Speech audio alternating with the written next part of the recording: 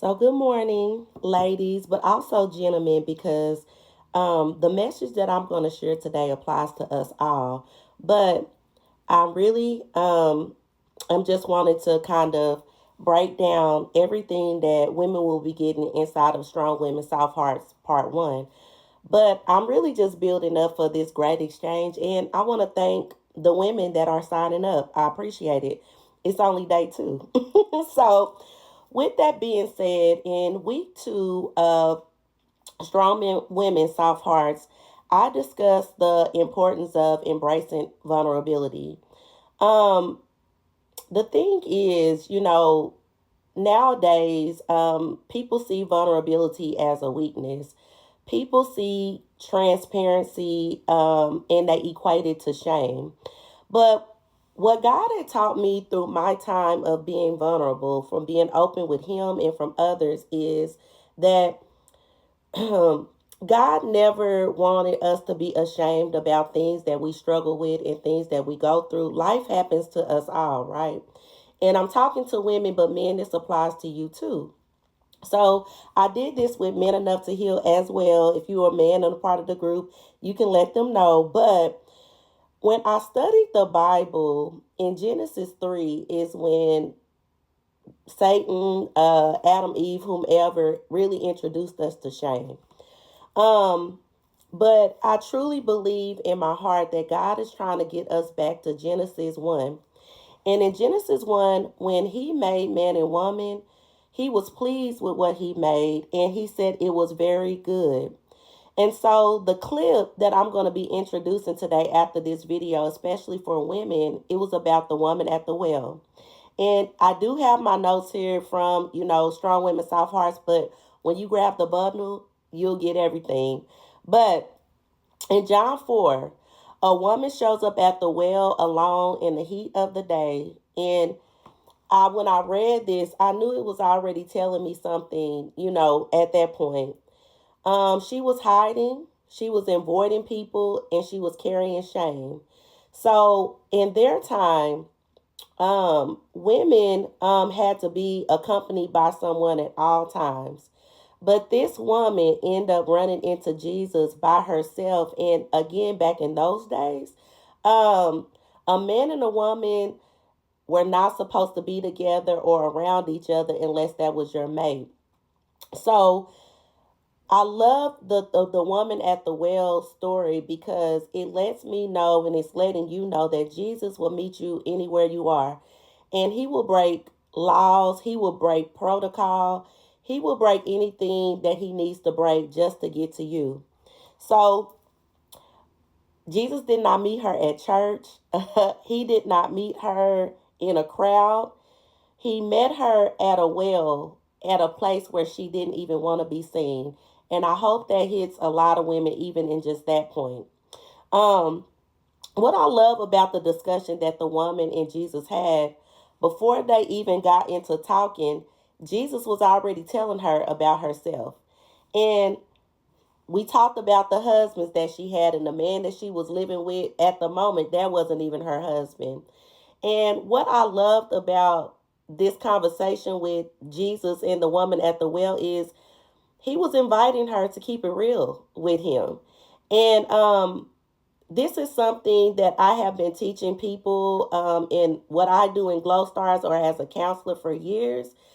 Even as a counselor, as a therapist, as a coach, nobody can help anything until you real with yourself. So Jesus told her, let me tell you about your situation because I already know about it. But what I'm expecting back for you is just to be real with me and to be honest with me. But how many of us struggle with vulnerability, man or woman? So when he talked with her, he named her truth, not her shame, but to free her. He didn't ask her to pretend. He didn't ask her to turn away. What he offered to her was a new beginning. And she felt seen, she felt loved, and she dropped everything that she was doing and ran and told everybody about this man that she had just met. And so I want to pose a question. And I know men watch this too, but also to you too, because I do Man Enough to Heal, but I'm focusing on women at the beginning of the year for a reason. But my real question is, what are you still carrying that Jesus is waiting to meet you in? Um, I want to add to this, if it's something in you that is tired of hiding and ready to be seen without shame, part two is where we continue the work of healing in God's presence. And so I want to talk to you a little bit about why Strong Women Soft Heart One was so pivotal to me and so many women. And it was literally because I learned this because God had to meet me where I was.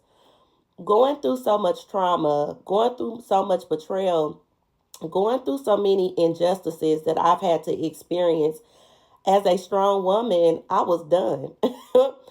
But God gave me an opportunity in the beginning of 2024, and I shared about it. And this is what birthed Strong Women Soft Hearts. He gave me the opportunity to sit at His feet, not to work harder, not to strive, not to build, not to focus on what was going to be my next success, but to truly heal and become the woman that He created me to be. I'm in a space currently where I'm becoming, and I'm really am that. But there are so many women that God is asking you to come back to Him.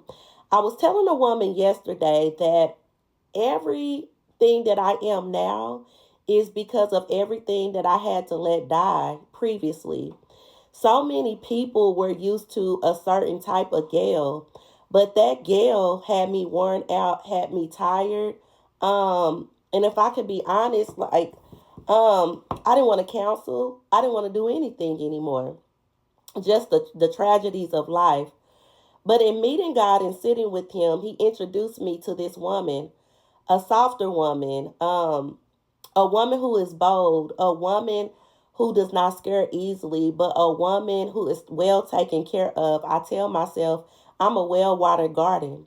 And it's only because I went back to the person that knew me before even my mother and father had me. I want to invite you ladies to Strong Women Soft Heart, part one first, but then come along for part two because it's a journey that I've been on. And as I'm becoming, God is asking me to walk women through a journey that I walked through and how I got there. It's just like my son. For Michael, I wrote about my grief journey, and it was a 3-year journey on strength.